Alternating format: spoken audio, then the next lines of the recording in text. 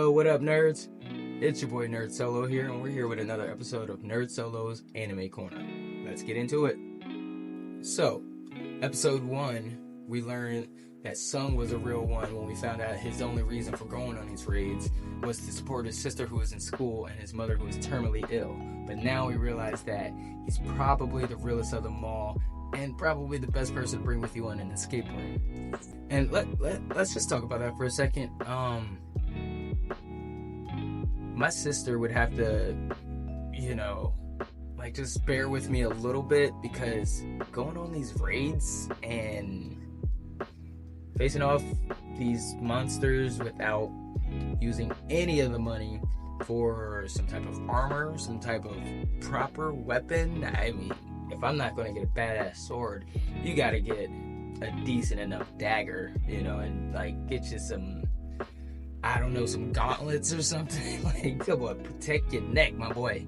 Alright, episode 2, where Sung and his party find themselves facing off against what the leader of the party believes to be A or S rank monsters, because he said even B rank monsters cannot one-hit kill, insta-kill.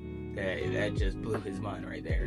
So as the group of hunters stare death in the eyes with seemingly no idea what to do and essentially no hope for survival, we find out that there are 3 commandments, as if this thing is some kind of deity of some sort.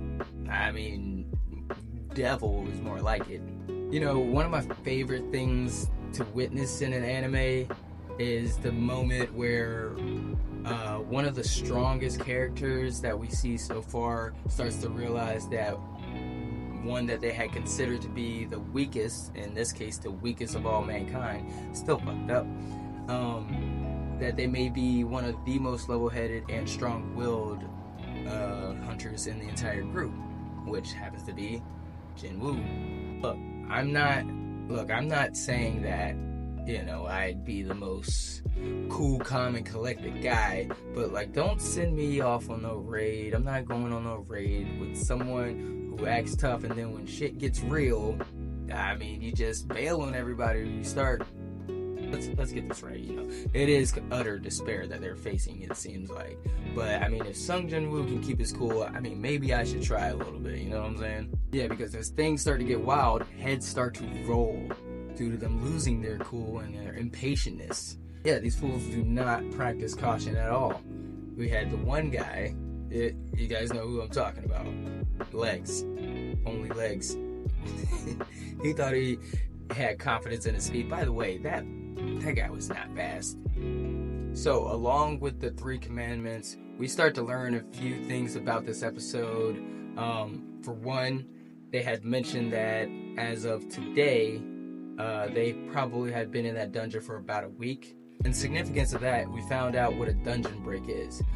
It takes 7 days for a dungeon gate to fully open, and that would allow beasts, monsters that reside inside the dungeon to cross over into the real world. So you have to beat the dungeon boss before that happens, or all hell breaks loose, and if that thing gets out, most likely it'll destroy the world.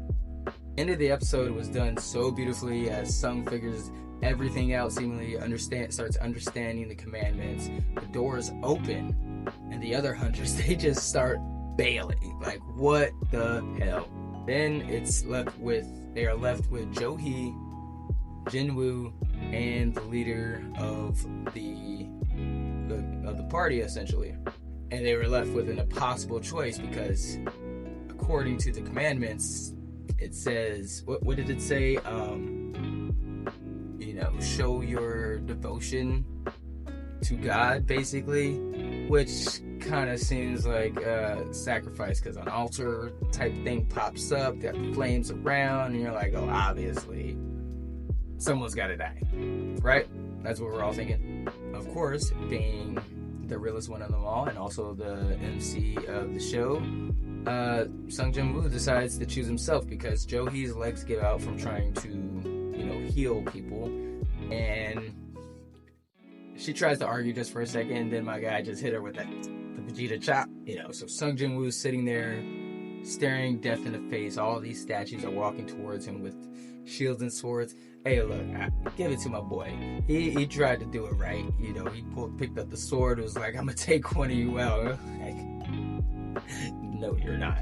He's lost a leg, he's lost an arm, and he's staring as his axe is about to, put the final chop down on him. Then the final flame goes out, and then a screen pops up.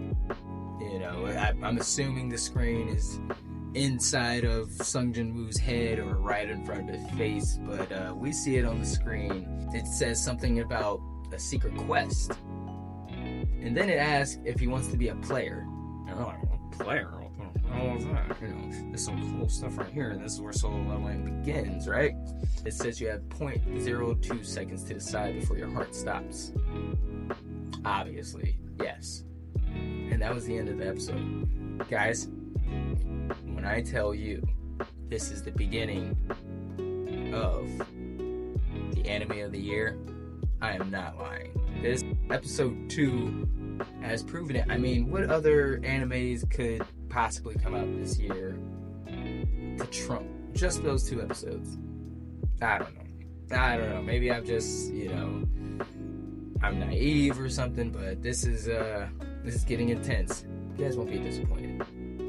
So, NerdsoLo's Anime Corner is giving episode 2 of Solo Leveling another 5 out of 5 stars. They're really trying to draw you guys in. For those who did not read it, I know that you're bought it. You've got to be bought in now, right?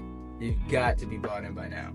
If not, I kind of judge you. I kind of judge your anime palette. Thanks for tuning in to another episode of NerdsoLo's Anime Corner. We'll catch you guys next week.